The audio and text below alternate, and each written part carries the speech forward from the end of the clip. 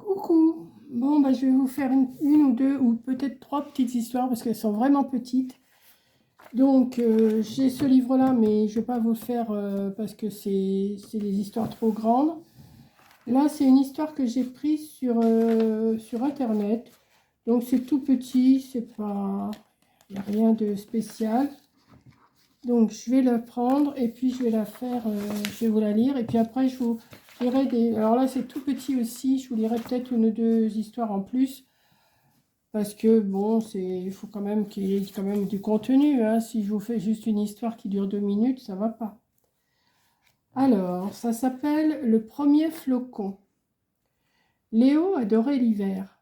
Pas seulement pour le chocolat chaud ou les guirlandes dans les rues, non. Ce qu'il aimait par-dessus tout, c'était le moment où la neige commençait à tomber. Ce silence blanc, cette odeur d'air froid, cette impression que le monde retenait son souffle. Depuis une semaine, Léo se levait très tôt pour regarder par la fenêtre, mais chaque fois le même spectacle. Un ciel gris, des arbres endormis et pas la moindre poussière blanche. Ce jour-là, pourtant, il se réveilla encore plus tôt que d'habitude. Il espérait que cette fois serait la bonne. Il colla son nez à la vitre. Rien. Pas un flocon, pas une étoile gelée, seulement le jardin, tout nu, et l'herbe encore humide de la nuit. Léo poussa un long soupir. Encore pas aujourd'hui, murmura-t-il. Mais il ne voulait pas abandonner. Alors il s'installa dans le fauteuil près de la fenêtre, une couverture sur les épaules, un chocolat chaud dans les mains, et Pompon, son chat gris, roulait en boule sur ses genoux. Le ciel restait immobile, d'un gris pâle presque triste. Les minutes passaient, lentes, comme des flocons qui n'arrivent pas à tomber. Et puis, soudain, quelque chose bougea là-haut. Un petit éclat blanc, minuscule, tout seul dans l'air. Il tournoyait, hésitait, puis se posa doucement sur la vitre. Léo écarquilla les yeux. Un flocon! Il ouvrit la fenêtre tout doucement, tendit la main, et le flocon vint s'y poser. Et c'est à ce moment-là qu'il entendit une toute petite voix. « Bonjour, dit le flocon. » Léo sursauta. « Quoi? Tu parles ?» Le flocon se mit à briller comme une étoile miniature. « Bien sûr que je parle. Tous les premiers flocons parlent, mais seulement à ceux qui croient encore à la magie de l'hiver. » Léo n'osait plus bouger. Le flocon brillait un peu, comme une poussière d'étoiles. « Je m'appelle Flink, poursuivit-il, et j'ai un problème. »« Un problème ?» répéta Léo. « Oui, je suis tombé trop tôt. Les nuages n'étaient pas prêts. Si le vent du nord me trouve ici, il va me renvoyer là-haut avant que la neige commence. » Léo regarda le ciel. Un grand drap gris qui frissonnait. Le vent du nord, il le sentait venir. « Alors il faut te cacher, dit Léo. »« Mais où? Je fonds si je reste trop longtemps dehors. » Léo réfléchit une seconde, puis eut une idée. Il posa doucement Flink sur une cuillère froide et le mit dans le congélateur. « Là, tu seras à l'abri. »« Merci, murmura le flocon, déjà tout frissonnant. Tu es gentil. Promets-moi juste de me réveiller quand la neige arrivera. » Léo promit. Puis il retourna à sa fenêtre et il attendit. Un jour passa, puis deux, puis trois. Le ciel restait muet. Ses parents riaient un peu. « Il n'y aura peut-être pas de neige cette année, mon grand. » Mais Léo savait que Flink attendait, endormi dans sa cuillère. Et puis, un soir, alors que tout semblait perdu, le vent se leva. Pas un vent froid et méchant, un vent qui chante. Les nuages s'ouvrirent et le premier flocon tomba, puis un autre, puis 1000. Léo bondit vers la cuisine, ouvrit le congélateur et chuchota. « Réveille-toi, Flink, c'est le moment. » Un petit éclat s'illumina dans la cuillère. Flink s'envola, tournoyant, riant, étincelant. « Merci, Léo, merci d'y avoir cru. » Et il sortit par la fenêtre ouverte, emporté dans la danse des flocons. Cette nuit-là, le monde entier se couvrit d'un manteau tout blanc. Léo resta à la fenêtre jusqu'à ce que le sommeil l'emporte. Il aurait juré entendre dans le murmure du vent une minuscule voix qui disait « Le premier flocon, c'est toujours pour toi. »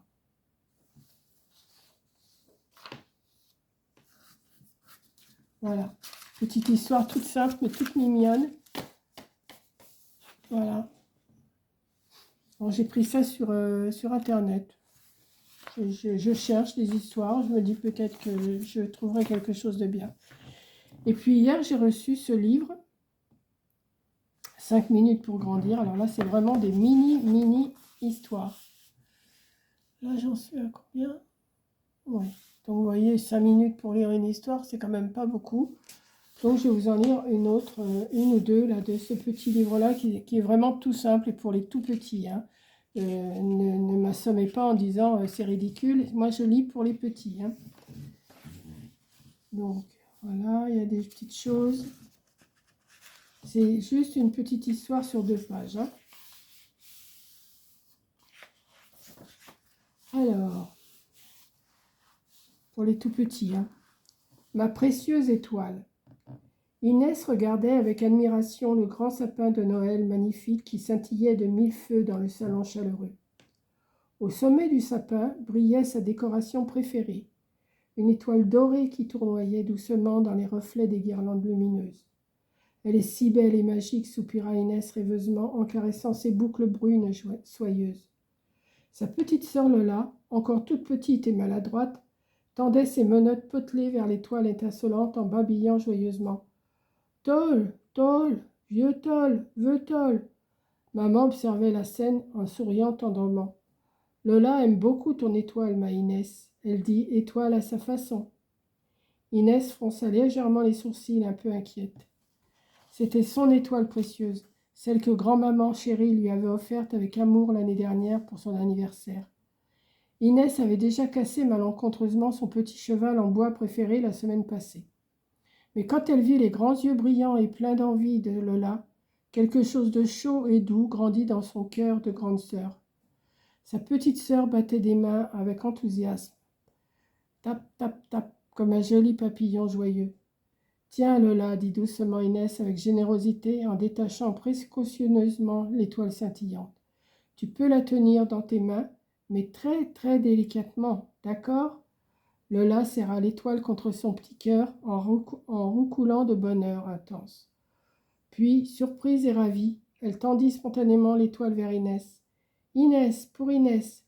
Les 2 sœurs jouèrent ensemble tout l'après-midi, se passant l'étoile précieuse comme un secret magique et lumineux. Alors, pour choisir ton moment d'échange et ta mission spéciale sur le partage, va à la page 62.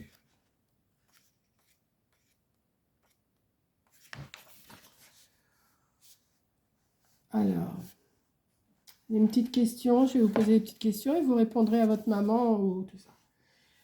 As-tu déjà partagé quelque chose qui était très important pour toi? Comment te sens-tu quand tu partages avec quelqu'un? Qu'aimerais-tu partager pour Noël avec ta famille? Pourquoi est-ce important de partager pendant les fêtes? Et alors, ta mission du jour. Aujourd'hui, je partage un de mes jouets avec mon frère, ma sœur ou un ami ou une amie. Aujourd'hui, j'aide à préparer quelque chose à offrir.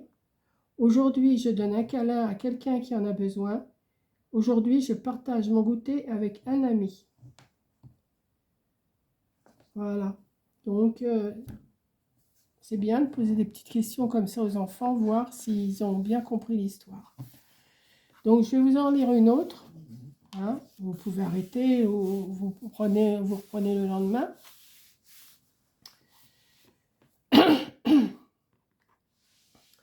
Dansons sous les flocons. Écureuil se réveilla et regarda par la fenêtre de son arbre creux. Tout était blanc, doux, scintillant. Les premiers flocons de décembre virevoltaient dans l'air comme des plumes magiques. « De la neige !» couina-t-il en sautant de branche en branche. « Youpi ! De la vraie neige de Noël !» Il bondit dehors, sa queue touffue, frémissant d'excitation. Les flocons se posaient sur son nez et fondaient en chatouillant. Ça piquait, ça brillait, c'était merveilleux. « Youpi !» cria l'écureuil en tournoyant comme une toupie. Lapin passa l'air pressé avec son panier de provisions. « Écureuil, il faut rentrer, il va faire froid. »« Mais regarde comme c'est beau, dit l'écureuil en levant les pattes vers le ciel blanc. » Lapin s'arrêta. Il observa les flocons danser autour des branches du grand sapin. Ils dessinaient des arabesques dorées dans la lumière du matin. « Tu as raison, murmura Lapin avec un grand sourire, c'est magnifique. Bientôt, Hérisson sortit de sous son tas de feuilles rousses, puis Oiseau descendit de son nid, douillet. Tous se mirent à danser avec l'écureuil, tournant et virevoltant au rythme des flocons scintillants. Hop, ils faisaient des pirouettes, les guirlandes du jardin brillaient comme des étoiles, l'air sentait bon le sapin et les oranges confites. C'est le plus joyeux des matins, chantait l'écureuil, le cœur léger comme un flocon. Ce jour-là, la forêt entière dansa jusqu'au soir, car la joie, c'est comme la neige, elle est encore plus belle quand on la partage. Alors, un petit questionnaire, hein, sûrement. Pour choisir ton moment d'échange et ta mission spéciale sur la joie, va à la page 63. Alors, petit moment d'échange. Qu'est-ce qui te rend le plus joyeux à Noël? Comment partages-tu ta joie avec les autres? Qu'est-ce qui te fait rire aux éclats? Comment peux-tu rendre quelqu'un joyeux aujourd'hui? Et ta mission du jour? Aujourd'hui, je chante une chanson de Noël avec ma famille. Aujourd'hui, je fais rire quelqu'un avec une blague ou une grimace. Aujourd'hui, je danse ou je joue avec quelqu'un pour partager ma joie. Aujourd'hui, je dis ce qui me rend heureux à quelqu'un que j'aime. Voilà. J'espère que ce genre de petite histoire et questions vous plaira. Pour les petits, bien sûr. Hein. Vous leur faites écouter l'histoire et après, vous leur posez les petites questions que je viens de vous poser. Et puis, je pense que ça pourrait leur plaire. Voilà. Donc là, je vais m'arrêter là, hein, parce que je vous ai les 3 petites histoires vraiment toutes petites pour les petits.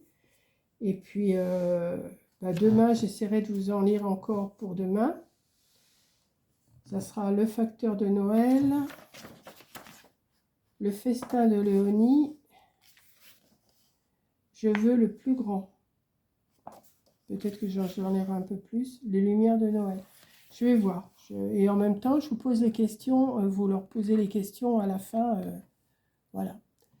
Donc, j'espère que vous avez compris mon petit truc là.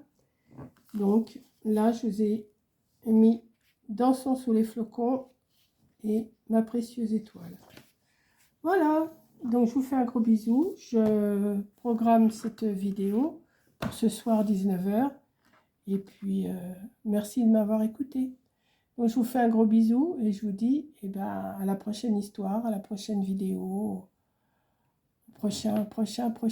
Allez, gros bisous!